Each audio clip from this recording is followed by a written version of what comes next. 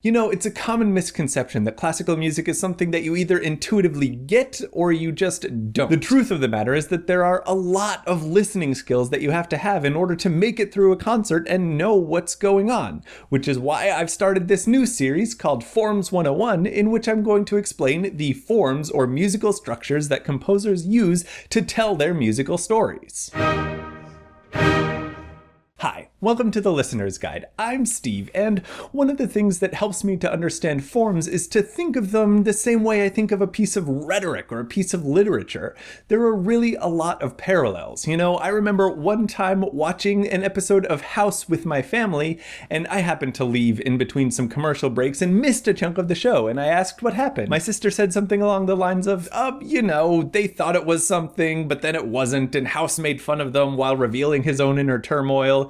And then he said he's going to do something unorthodox after the break. Given the context of the show, I could infer even more information than that. Similarly, if you happen to find yourself listening to something like, let's say, Beethoven's Fourth Piano Concerto, which you totally should, if you know something about forms and you hear that the beginning sounds like this,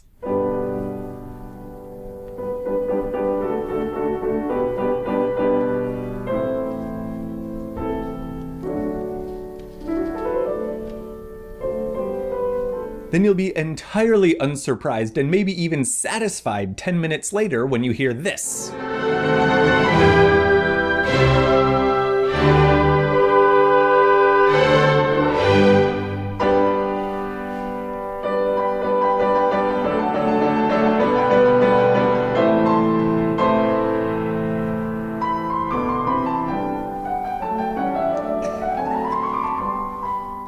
Much like you had to learn how to write a paragraph before you wrote an entire essay, it's useful to understand how composers structure the smaller elements of their pieces before moving on to larger scale forms like a symphony. And to continue the metaphor of music as language, let's look at an example paragraph. Let's say, for instance, that you and your coworkers are discussing who should go pick up lunch. You say, I don't think we should send Kevin this time. Last week he messed up the order, remember? He's probably not the best choice. You can see this sentence started off with an assertion, then the person elaborated slightly before bringing it back to the main point. In the classical era, that is the time of Mozart and Haydn, there was a similar musical structure called binary form. And a great example of binary form, and the one we'll be examining today, is Mozart's 12 variations on À vous dirai-je maman, which is an old French song which you may know by another name.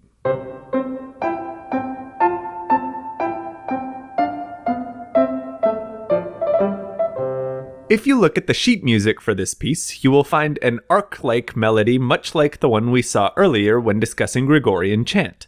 The pianist is instructed to play this melody twice before moving on to the next part, which sounds like this.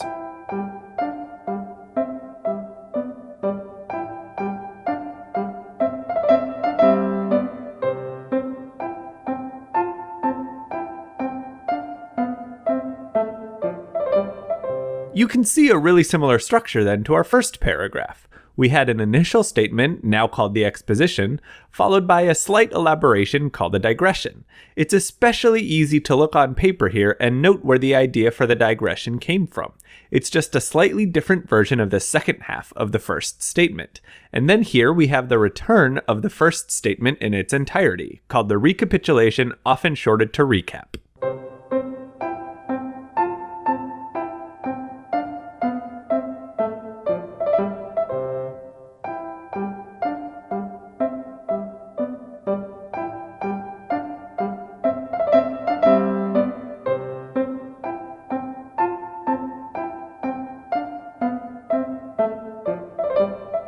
Now, obviously, this little 1-minute piece is not going to be enough to create a satisfactory concert, and in fact, typically they were included as part of a collection of small pieces or expanded in one way or another. In this case, Mozart created 12 variations on a theme, meaning he took the original tune or theme and messed with it in 12 different ways to create a kind of appetizer sampler platter of what he could do as a composer. Some of the variations are bright, fast, and impressive,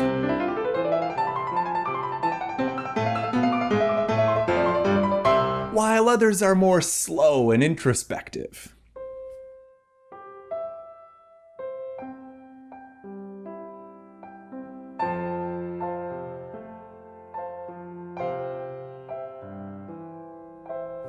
And there's everything in between. It's really a fantastic piece that I hope you will listen to given the chance.